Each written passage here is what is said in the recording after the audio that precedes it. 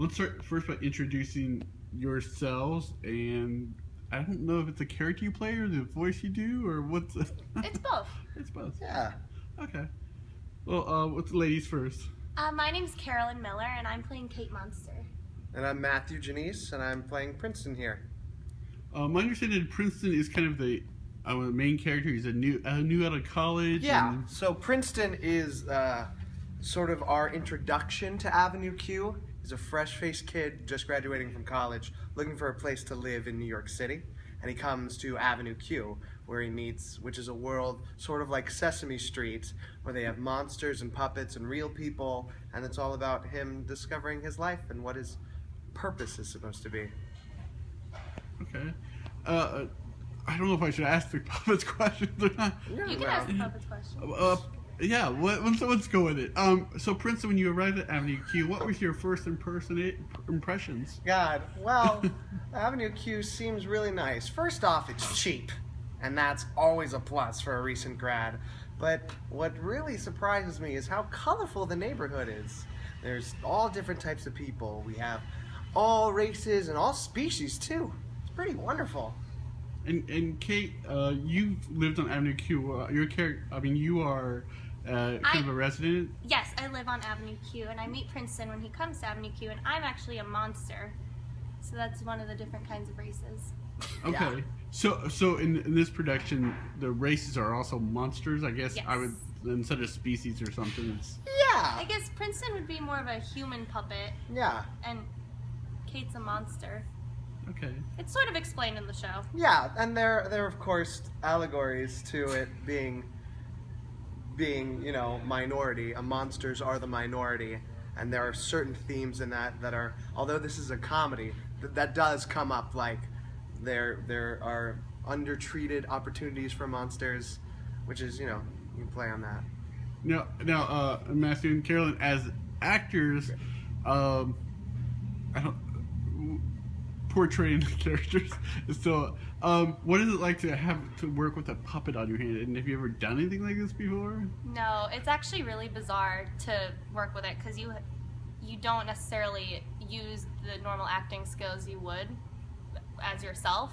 So now using a puppet and having it have to be portrayed through the puppet, but also portrayed through yourself, obviously, because you're playing the character, but you can't emote as much as you normally would. It's really bizarre. Yeah. It's like you have a growth. Yeah. It's fun. It's interesting. Rick Lyons, or something to that nature, the guy who designed the puppets for the Broadway production, which is the same designs we're using in this show, said it's sort of like watching a foreign film with subtitles. You first look at both the actor and the puppet, and then it sort of becomes seamless and one thing. So we're not isolated from our puppet's performance. We're giving them life, but the main focus, our goal, is to be solely on the puppet, so you sort of have us disappear. There are no moments where you're like, oh, what did you do as an actor to the puppet? This all is one character. So does your, I guess your costume, your attire, is it just kind of plain so you don't stand out among them? Or do you dress like your characters? We're just very neutral. Very neutral? Very neutral. Okay. And obviously Avenue Q is the encore show because it's a little bit more adult. Yeah, it's a little raunchy. Yeah, and which ways? I've seen some video and stuff, but which ways should people be prepared for when they come to see the show? Honestly, all around context, I guess. There's sexual innuendos, the language you should definitely be prepared for. There's a few swear words dropped here and there. Yeah, but also be prepared to laugh because it's all in the context of comedy. Nothing's out of place. It's all lighthearted, too. Nothing's vulgar for the sake of vulgarity. There's purpose behind these things, and especially with the usage of the Sesame Street archetype, it really expands what we can get away with because it's sort of, it's more innocent if a little puppet swears. You remember you're watching puppets. Yeah. I mean, well, this is won some Tony Awards, like best musical, best musical. I mean, so talk a little bit about the songs. And again, when the puppets are singing, it's you singing, right? But their mouths are moving. Oh yeah, yeah. So, and music, is it fun? Is it lighthearted? Is it hard? Is it what's music like? I mean, I love the music. It's not hard per se. It's fun. It's catchy. Robert Lopez wrote it, who has won a Tony for writing Book of Mormon and his big hit with Frozen. So it's like renowned, famous lyricist, but this is one of his first gigs that he did. So all the jokes are clever, all the music is catchy, it's fun to sing, and just because it's the adult show, there's one song called "The Internet is for Porn," where I literally just sing the word porn 4 times, and it's the best thing I've ever done in my entire life. That's one of the videos I watched. Yeah. But there's obviously a storyline too. It's not, you know, the Sesame Street, you watch it and it's like, okay, this segment's about A is for Apple and the next segment's about whatever. But this actually has a storyline. Yeah, so there's a through storyline, but we use those sort of Sesame Street moments and turn them on over their head. So instead of learning like the word of the day, it's like, oh, let's learn how to not get an STD, or like, or we have like videos and countdown cartoons. We utilize TV screens and the puppetry, obviously, which create something. I don't know what I'm saying. Not Okay. wrong. Well, have you guys learned new talents by doing the puppets? I mean, you know. Oh, absolutely. Yeah. Just puppeteering itself is a skill that I didn't have before this, and I mean, I feel fairly confident with it now, but it's definitely one of the... Rub your stomach and touch it, pet your Oh, head. yeah. Lots of things you got to be concerned of. Like, even just for example, speaking with someone, you have to remember that the voice comes from the back of the throat. So having a puppet go A, B, C is correct, and having go A, B, C, it looks crazy. So you have to find the subtle nuances that make people in order to translate to this dead puppet to come alive. And to have portray character. multiple emotions through just 2 different faces, closed mouth, open mouth, you know? Yeah. You have to figure out how to do that. Now, I read it in some productions, like some actors have to be more than one puppet. Is that, you guys do that? Are you just the same puppets the entire time, or? Luckily, we... Well, I do it for a brief moment. Yeah. I'm one hand to another puppet in one of the songs in Act 2. But other than that, I stick to Kate Monster. Yeah, and we he sticks to have Princeton. we have Christopher Duffy, who is an actor in this production, who plays 2 major roles. 2 major 2 roles, different puppets. a supporting role, and a bunch of little parts. So he has like 5 different puppets he has to take care of, and his puppet's actually a hand puppet. So we have rod puppets, so we have these little rods that attach to the hands so we can connect. But Remember the his is things you actually put your hands people's through. hands, and they use someone else to be their other hand. So like one person will be their mouth and their hand, and they'll have a partner with them doing the other Doing hand. just the other hand. Which is super fun and interesting to see that. Yeah, that sounds complicated too. Yeah.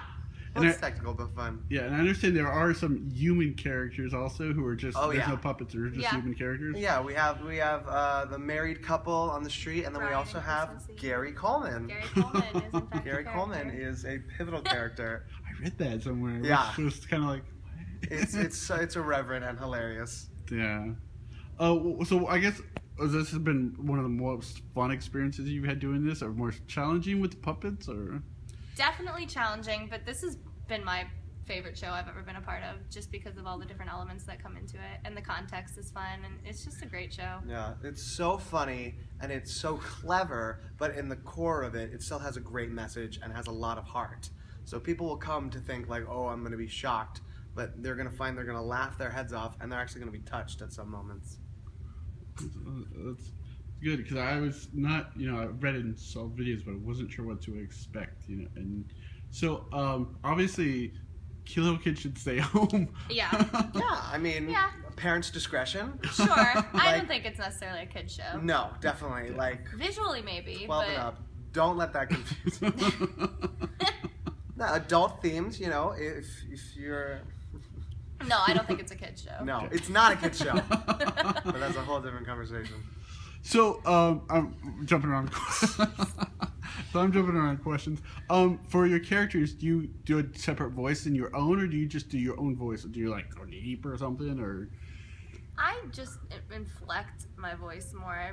I'm pitchier, but otherwise, they're like Chris Duffy, who plays Truckee Monster. He changes his voice completely to this like scruffy, gravelly thing.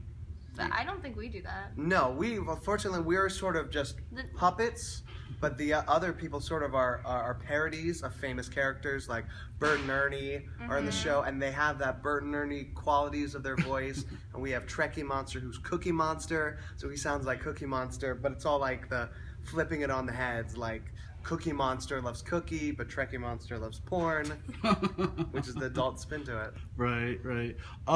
Anything else about this show that you can tell me, or people who read this or watch a video, about what's so awesome about it, why they should come? And I mean, I want to see it just because of the puppets. But. Yeah. That's definitely a huge element. I don't know. Yeah, I would say come to the show without fear and with a lighthearted, with a lighthearted essence, because this is a fun show with hilarious lines and great songs that you'll be singing forever. I mean, I know this show was my gateway musical. It's the first show I ever listened to as a kid and was like, oh, musicals can be funny and like relatable, hilarious. So come expecting to have a good time, and don't be scared of the puppets. They're soft and plush, just like us. So, Kate in Princeton, do you have any final words? Kate? Enjoy the show. Yeah, come to Avenue Q and see us. Great, thank you very much. Great.